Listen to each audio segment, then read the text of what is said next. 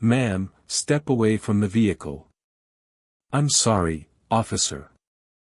Is there a problem? That car's been reported stolen. I need to see some ID right now. Officer, I assure you this is my vehicle. There must be some mistake. Yeah, that's what they all say. ID, now. Don't make me ask again. I'm retrieving my identification from my purse right now. Someone like you can't afford a car like this. You people always got some story. Officer, I am a federal judge, and you are. Turn around and place your hands on the vehicle. Now. The fluorescent lights of the Chevron station cast harsh shadows across the wet asphalt as Judge Diane Matthews stepped out of her black Mercedes E-Class sedan. It was 9:47 p.m. on a humid Thursday evening, June 15, 2023, in suburban Atlanta, Georgia. The 52-year-old black woman with rich, dark brown skin wore a navy blazer over a white blouse, her natural hair pulled back in an elegant bun that had loosened slightly over the long day. She'd just left a late meeting at the federal courthouse downtown, exhausted from a 14-hour day presiding over complex civil rights litigation. All she wanted was to fill her tank and get home to her husband and teenage daughter. What happened in the next 43 minutes would cost one police officer his career, his freedom, and the city of Atlanta over $1.2 million in taxpayer money.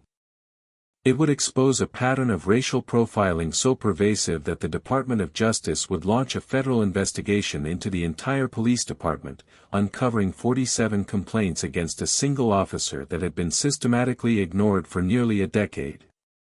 And it would transform Judge Matthews from a respected jurist known for her even-tempered demeanor and meticulous legal reasoning into a reluctant national symbol of systemic injustice, her case becoming required study material in police academies and law schools across the country.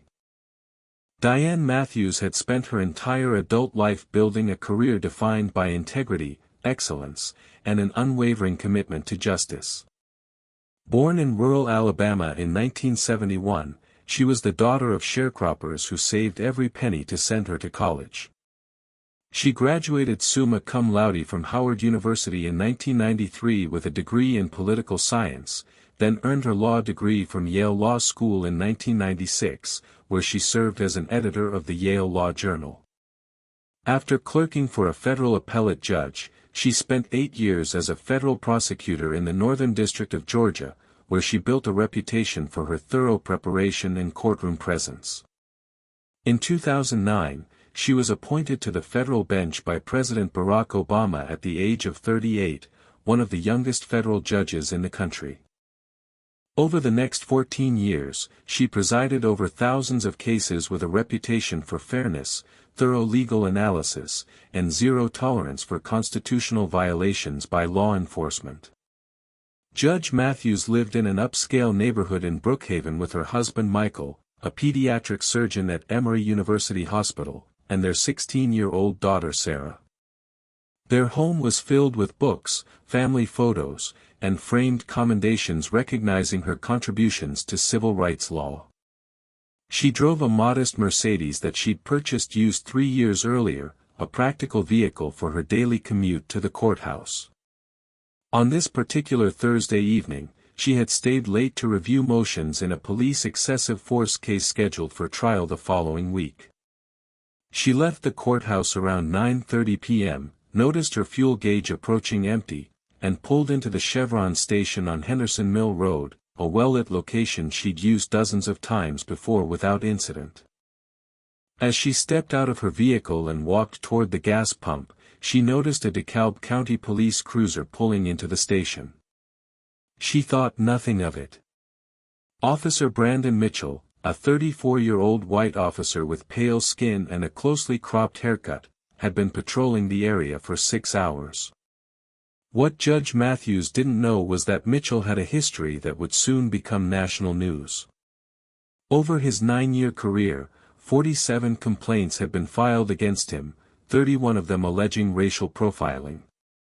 Every single complaint had been dismissed with minimal investigation, often within 24 hours, by his supervisor Sergeant David Weber. But what nobody at that gas station knew yet was that this moment was being live-streamed to Facebook by 3 different witnesses who happened to be at adjacent pumps. Within 48 hours, the combined videos would have over 8 million views across social media platforms. Within 2 weeks, the city would be writing a check for $1.2 million to settle a federal civil rights lawsuit that would dominate headlines nationwide. And within 6 months, Officer Mitchell would be standing in federal court facing charges that carried a maximum sentence of 15 years in prison, his career destroyed, his reputation obliterated, and his freedom hanging by a thread. Mitchell approached Judge Matthews with his hand resting on his service weapon, a posture she immediately recognized as unnecessarily aggressive. She had reviewed hundreds of cases involving police interactions during her time on the bench and knew this body language well. The first words out of his mouth were a command, not a question. When she politely asked what the problem was, he claimed her vehicle had been reported stolen, a lie that would later be proven false when investigators examined dispatch records. There had been no such report. Mitchell had simply seen a well-dressed black woman driving an expensive vehicle and made an assumption rooted in racial bias. Judge Matthews remained calm, her judicial training kicking in even as her heart rate accelerated. She explained that the vehicle belonged to her and offered to provide documentation. But Mitchell wasn't interested in evidence. His responses grew more aggressive with each exchange, his language peppered with phrases that revealed his underlying prejudice.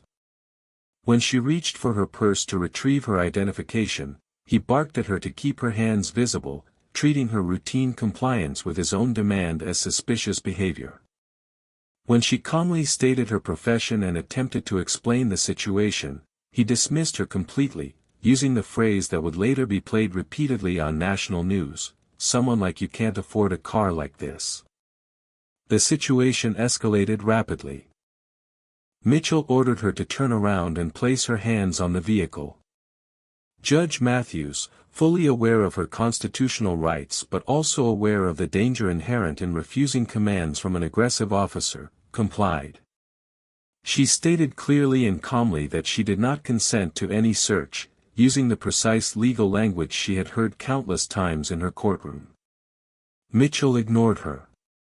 He began patting her down aggressively, his hands rough and unnecessarily invasive.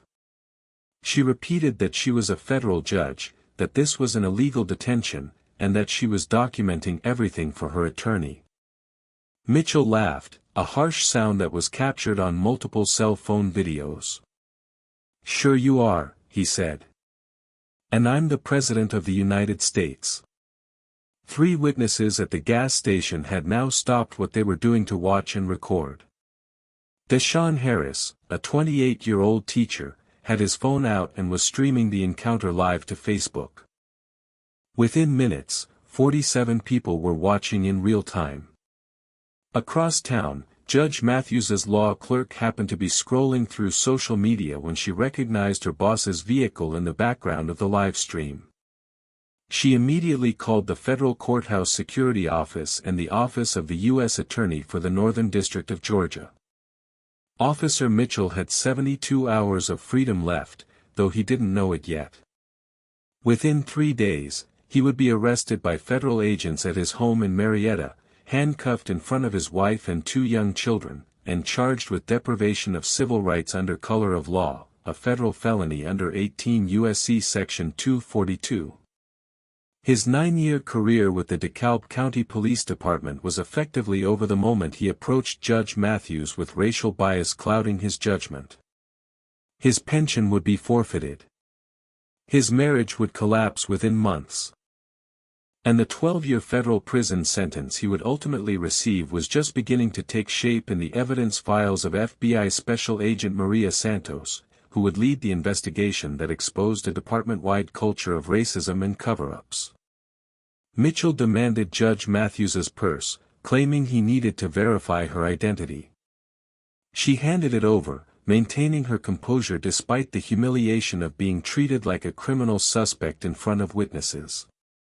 He rifled through her belongings, pulling out her wallet. Inside were multiple forms of identification: her driver's license, her Federal Judicial Commission card, her Bar Association membership, and her courthouse security credentials with her photo and the words, "United States District Court Judge," printed in bold letters. Mitchell stared at the credentials for a long moment, and witnesses would later testify that they saw his face change, a flicker of recognition followed by something that looked like panic.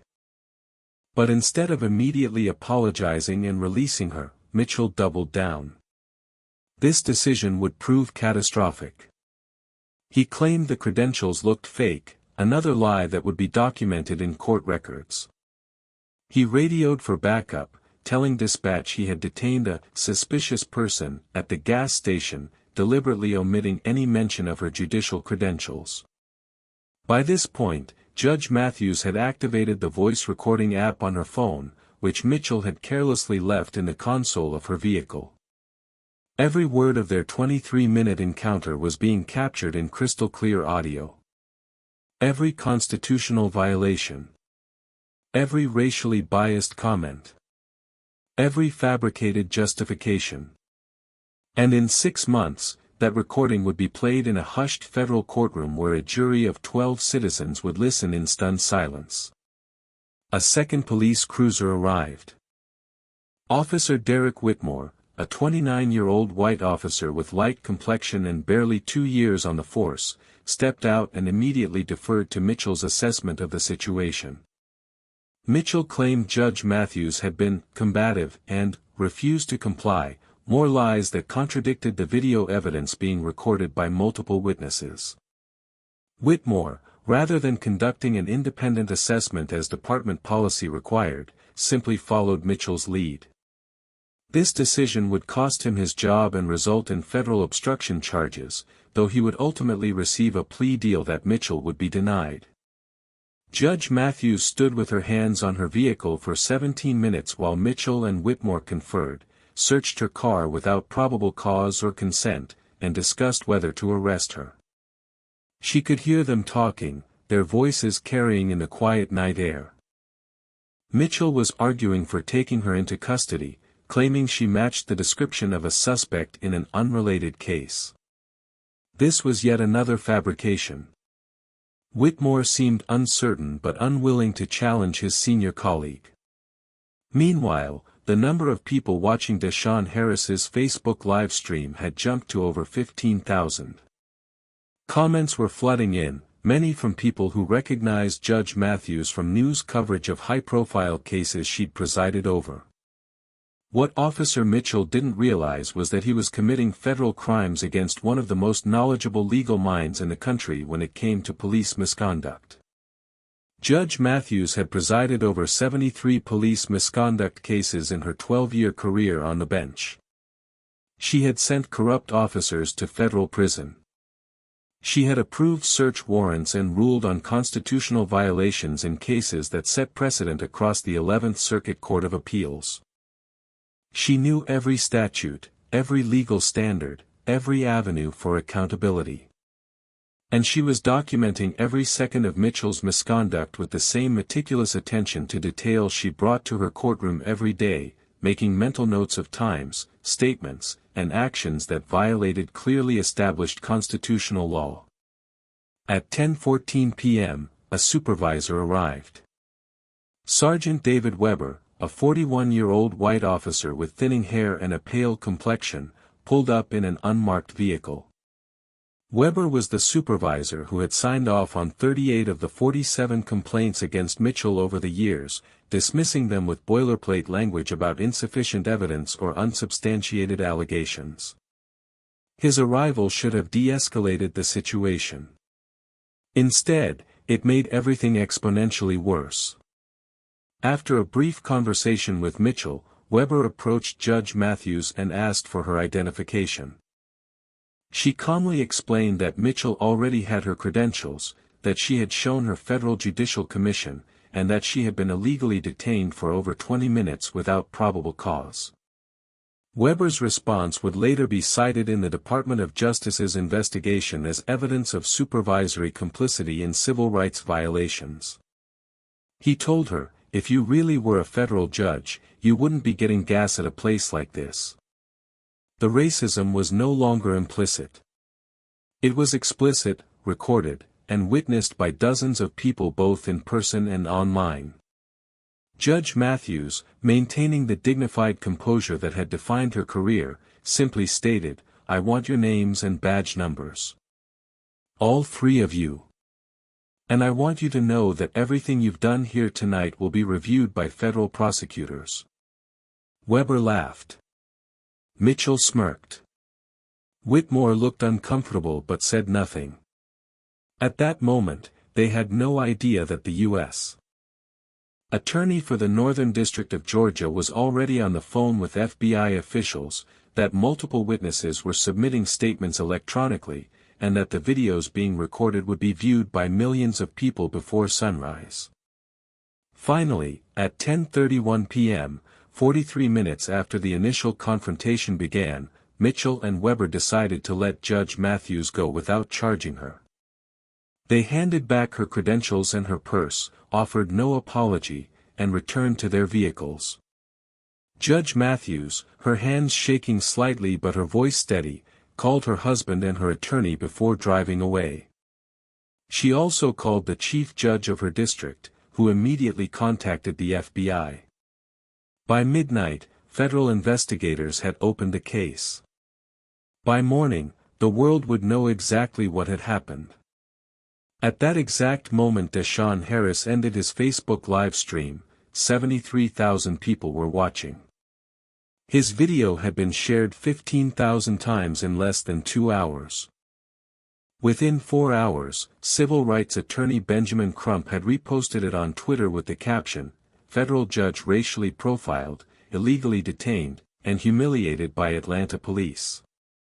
This is why we fight."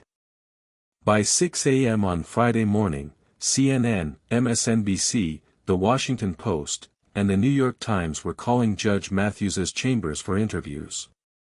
The video would ultimately be viewed over 25 million times across all platforms. And once the internet had it, Officer Mitchell's career was over before he even clocked out of his shift that night. The media explosion was immediate and overwhelming. By Friday afternoon, protests were forming outside DeKalb County Police Department headquarters. Civil rights organizations issued statements demanding accountability. Members of Congress tweeted their outrage. Legal scholars wrote op-eds about the broader implications. And most significantly, a hotline set up by Judge Matthews's attorney, Rebecca Martinez of the Southern Poverty Law Center, began receiving calls from other victims of Officer Mitchell's misconduct.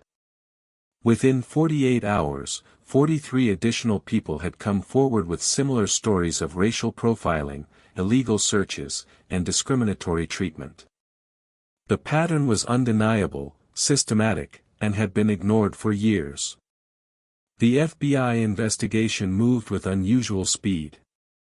Special Agent Maria Santos, a 16-year veteran of the Bureau's Civil Rights Division, assembled a team of 6 investigators and began subpoenaing records from the DeKalb County Police Department. They requested 10 years of personnel files, complaint records, body camera footage, and internal communications. What they discovered was worse than anyone had imagined. Mitchell's 47 complaints weren't anomalies or coincidences. They were evidence of a deliberate pattern of targeting black drivers, pedestrians, and residents. The complaints spanned from September 2014, just 3 months after Mitchell completed his probationary period, through May 2023, 1 month before the gas station incident. The frequency had actually increased over time. In his first 3 years, he averaged 4 complaints annually. In his most recent 3 years, that number jumped to 8 per year. The escalation suggested growing confidence that he would face no consequences, a confidence that proved entirely justified until Judge Matthews's case forced federal scrutiny.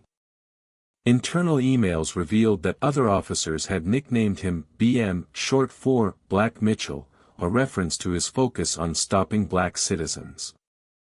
Some officers had complained internally about his behavior, but their concerns were dismissed or ignored by supervisors.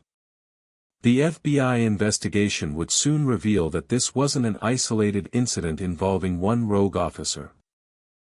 Over the next 6 weeks, federal investigators interviewed 87 witnesses and uncovered a pattern that stunned even seasoned civil rights prosecutors. Officer Mitchell had 47 complaints spanning 9 years, with 31 involving allegations of racial profiling, 8 claiming excessive force, and 12 documenting illegal searches. Every single complaint had been dismissed with minimal investigation, often within 24 hours of being filed. And Mitchell's supervisor, Sergeant David Weber, had personally signed off on 38 of those dismissals, frequently using identical language that suggested he never conducted meaningful reviews. Weber's emails revealed something even more troubling. He had actively discouraged other officers from reporting Mitchell's conduct, creating a culture of silence and complicity. The complaint records, once assembled and analyzed by FBI data specialists, painted a devastating picture.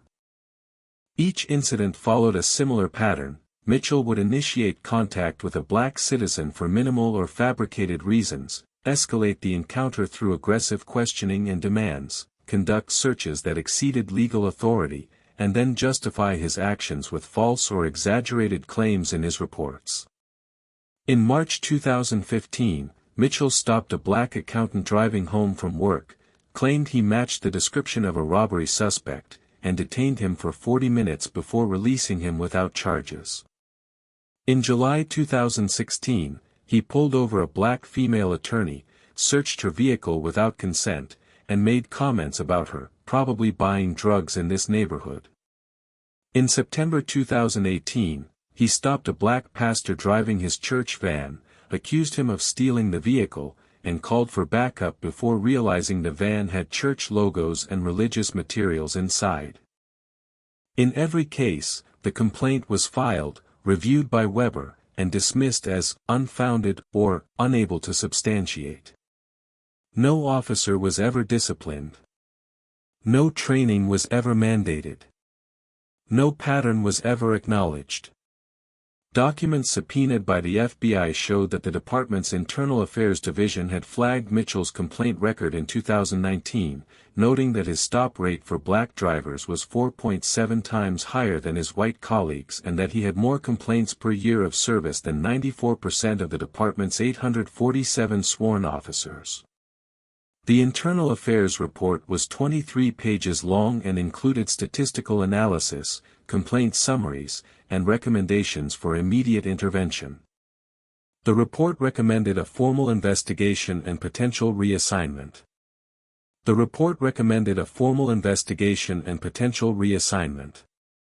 But instead of taking action, Police Chief Robert Wallace had simply filed the report away. An email from Wallace to Weber stated, "Let's not make this a bigger issue than it needs to be. Mitchell is aggressive, but he gets results." The results Wallace was referring to were minor drug arrests, most of which were later dismissed or pleaded down to misdemeanors.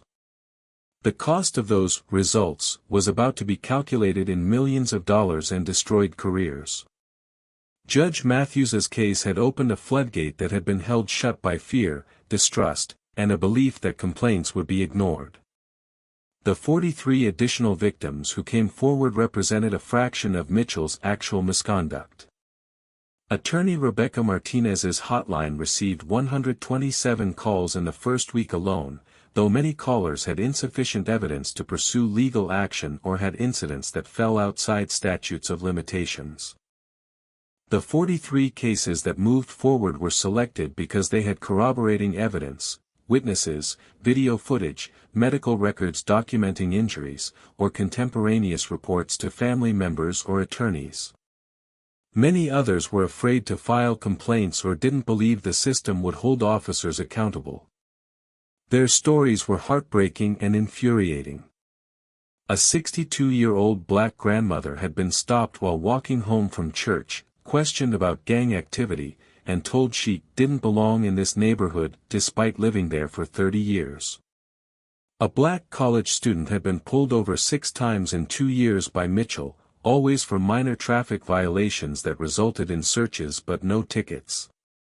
A black business owner had been detained outside his own store because Mitchell claimed he looked like a shoplifting suspect, even though the store owner was in a suit and the suspect was described as wearing athletic clothes. On July 3, 2023, 18 days after the gas station incident, the U.S. Attorney's Office announced federal charges against Officer Brandon Mitchell and Sergeant David Weber. Mitchell was charged with deprivation of civil rights under color of law, a federal crime carrying up to 10 years in prison, and making false statements to federal investigators, which added another 5 years. Weber was charged with obstruction of justice for his role in systematically dismissing complaints and hindering the federal investigation. Police Chief Wallace was not criminally charged but was placed on administrative leave pending the completion of the investigation. The announcement was made at a packed press conference where U.S. Attorney Thomas Strickland stated, "Racial profiling is not just immoral. It is illegal. And when officers violate the civil rights of citizens, particularly when those violations are systematic and protected by supervisors, federal prosecution is not only appropriate, it is necessary." The same day criminal charges were filed, Judge Matthews's attorney Rebecca Martinez filed a federal civil rights lawsuit under Section 1983, seeking $3.5 million in damages. The complaint detailed every constitutional violation: unlawful detention without reasonable suspicion, illegal search without probable cause or consent, retaliation for asserting constitutional rights, deliberate indifference to a pattern of civil rights violations, and failure to train and supervise officers. The lawsuit named Mitchell, Weber, Wallace, and the DeKalb County government as defendants. It included transcripts of the audio recording, still frames from the videos, and declarations from witnesses. The legal reasoning was meticulous and devastating, citing dozens of Supreme Court precedents that Mitchell and Weber had violated. Within weeks, the city's insurance carrier informed DeKalb County that they would not cover the lawsuit because the conduct alleged constituted willful misconduct specifically excluded from the policy. The county was on its own, facing potential liability that could reach into the millions. Emergency budget meetings were convened. County commissioners who had previously defended the police department suddenly distanced themselves from leadership. Calls for Chief Wallace's resignation intensified. The political pressure was enormous, and the legal exposure was catastrophic. Mitchell's 9-year career was about to collapse in the most humiliating way possible, and it wouldn't stop with him. His arrest on July 5 was televised, with local news stations broadcasting footage of federal agents leading him out of his home in handcuffs while his wife sobbed on the front lawn and neighbors watched in shocked silence. His trial would be covered by every major news outlet, legal analysts dissecting every piece of evidence on cable news. His conviction would be unanimous, delivered after just 4 hours of jury deliberation. But it wouldn't end with him. Within 3 months, Sergeant Weber would be indicted on additional charges related to other officers whose misconduct he had covered up. Within 6 months, Chief Wallace would resign under intense federal pressure. And within a year, 14 additional officers would be fired or forced to resign as the FBI's pattern and practice investigation exposed a department-wide culture of racial bias that had been protected and perpetuated for over a decade. The criminal trial began on November 8, 2023, in the United States District Court for the Northern District of Georgia. Judge Harold Stevens, a senior federal judge with a reputation for running an efficient courtroom, presided over the case. The prosecution was led by Assistant U.S. Attorney Linda Chen, a veteran civil rights prosecutor with a track record of convictions in police misconduct cases. Mitchell's defense attorney, Thomas Brennan, attempted to argue that his client had made mistakes in judgment but had not acted with criminal intent. That argument collapsed almost immediately when the videos were played for the jury. The prosecution's case was methodical and devastating. They began with the video evidence, playing both Deshaun Harris's Facebook live stream and footage from two other witnesses. The jury watched in silence as Officer Mitchell approached Judge Matthews with his hand on his weapon, made racially charged comments, ignored her credentials, conducted an illegal search, and fabricated justifications for his actions. The audio recording from Judge Matthews's phone was played next, and several jurors visibly reacted when they heard Mitchell's dismissive laughter and Weber's comment about judges not getting gas at a place like this. The prosecution then called Judge Matthews to the stand. Her testimony was powerful and precise. She walked the jury through every moment of the encounter, explaining why each action by Mitchell violated clearly established constitutional law. She described the humiliation of being treated like a criminal in front of witnesses and on social media. She detailed the emotional toll of the experience, the sleepless nights, the anxiety she now felt during routine activities like getting gas.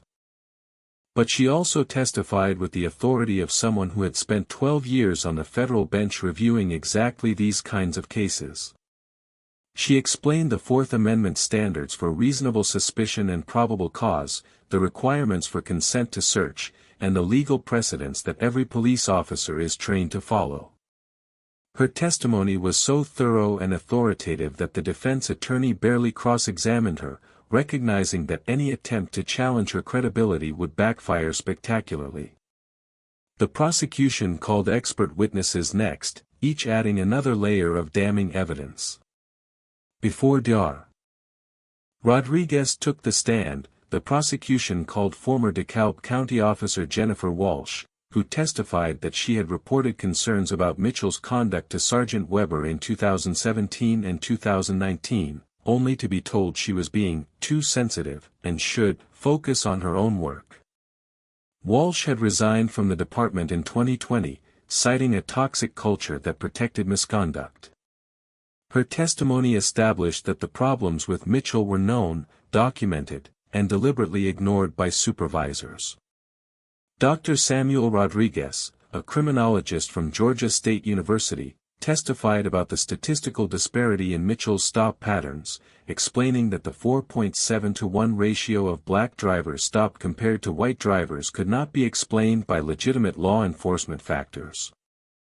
Professor Janet Williams, a constitutional law scholar from Emory University, testified about the legal standards for qualified immunity and explained why Mitchell's conduct was so clearly illegal that no reasonable officer could have believed it was lawful.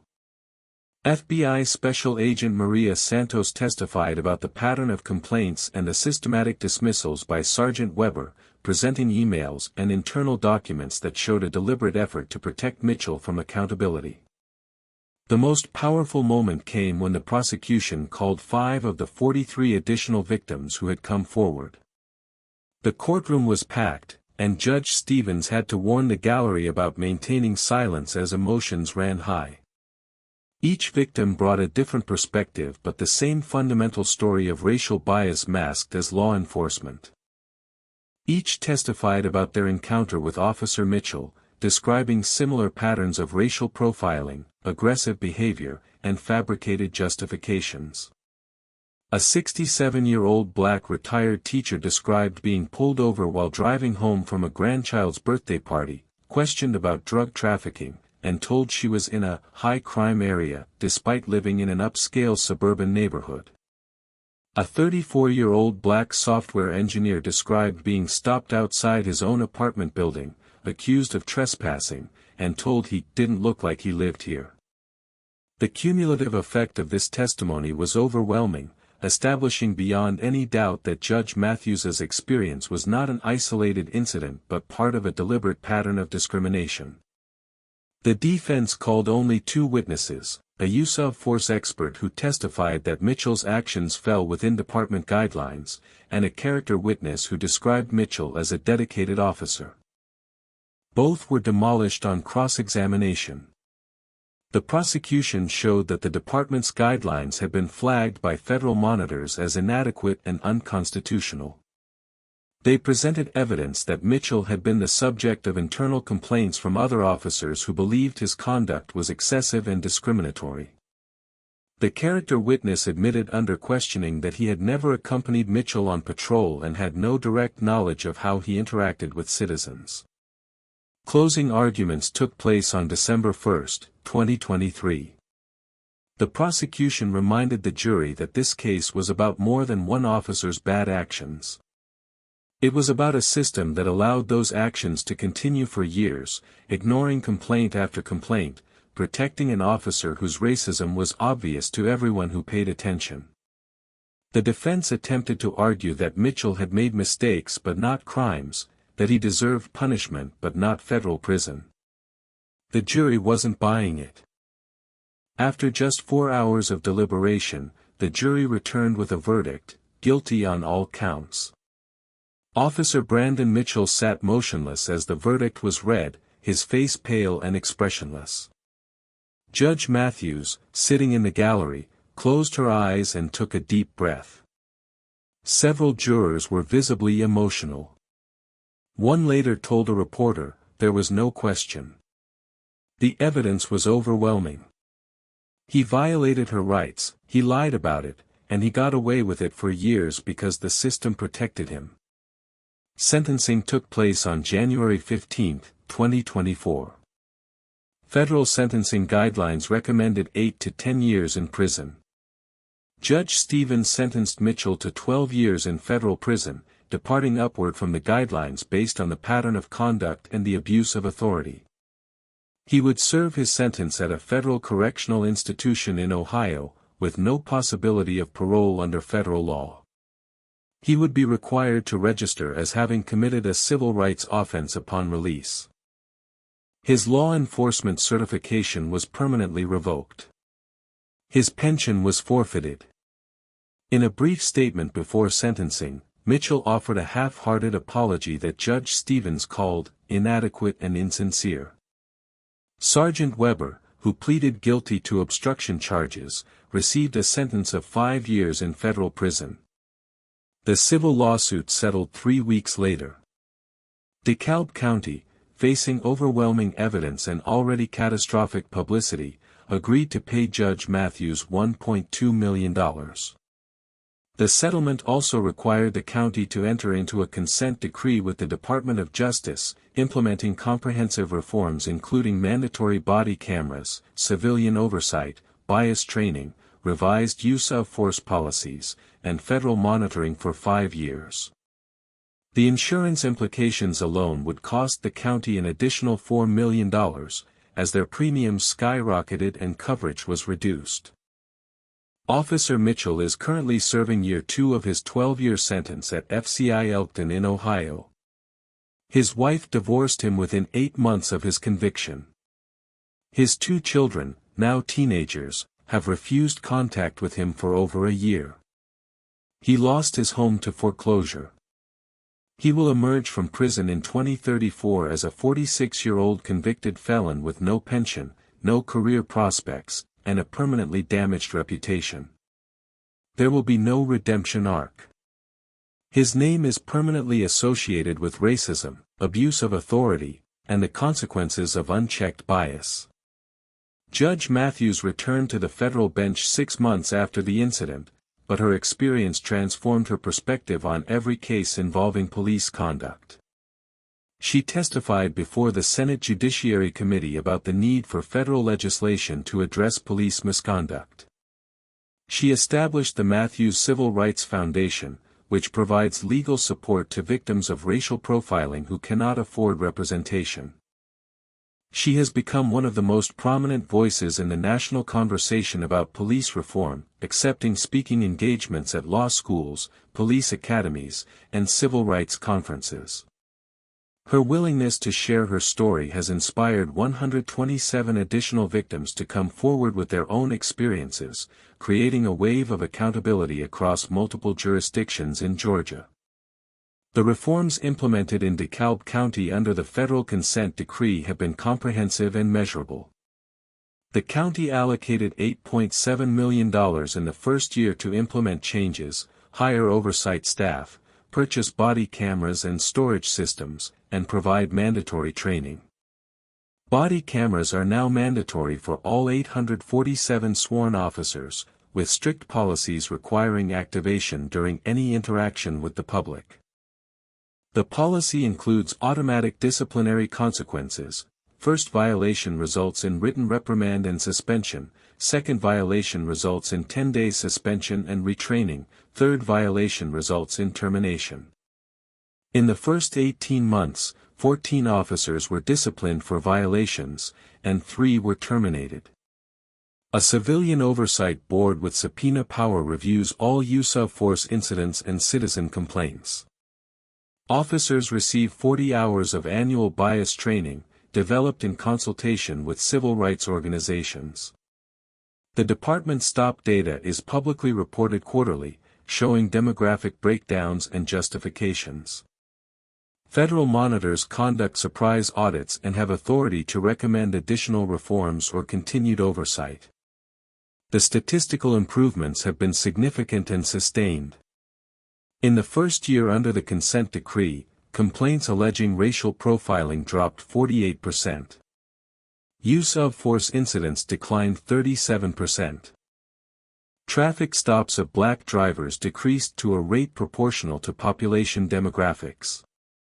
Community trust surveys, conducted by an independent research firm from Georgia Tech, showed a 23-point improvement in public perception of fair treatment. Officer morale initially declined due to increased scrutiny and accountability measures, but has since recovered as the department attracted recruits committed to constitutional policing. The reforms have become a national model, studied by police departments in 23 states and featured in Department of Justice training materials. The case has become a landmark in civil rights law. United States v. Mitchell is now required study in the FBI National Academy, in federal law enforcement training programs, and in police academy curricula across the country. The 43 minutes at that gas station on June 15, 2023, are now analyzed frame by frame, teaching the next generation of officers about the catastrophic personal and professional consequences of racial bias. Law schools use Judge Matthews's lawsuit as a case study in Section 1983 litigation. Her testimony is shown in trial advocacy courses as an example of how to present complex legal concepts to lay jurors with clarity and authority. The broader cultural impact has been significant. Judge Matthews's case reignited national conversations about who is believed when allegations of police misconduct are made, about the inadequacy of internal complaint processes, and about the need for external accountability mechanisms. It demonstrated that racial profiling affects people across every socioeconomic level, every profession, every background. The fact that a federal judge with impeccable credentials was treated as a criminal suspect based solely on her race forced many Americans to confront the reality that bias in law enforcement is not limited to particular neighborhoods or demographics. Sometimes justice is slow. Sometimes it feels impossible. Sometimes the system seems designed to protect those who violate the rights it's supposed to defend. But when brave people refuse to stay silent, when evidence is meticulously documented, when federal prosecutors take their obligations seriously, and when juries are presented with clear facts unobscured by procedural games, accountability can be swift and devastating to those who thought they were untouchable. Judge Diane Matthews proved that racial profiling has a price. And that price is paid in careers destroyed, freedom lost, families torn apart, and legacies permanently stained. Her courage in speaking out, in pursuing justice rather than quietly accepting a settlement, transformed one terrible night into a catalyst for systemic change that will protect countless future victims. The 43 minutes at that gas station will echo through American law enforcement for generations, a reminder that no badge provides immunity from justice when constitutional rights are trampled and racism is allowed to flourish.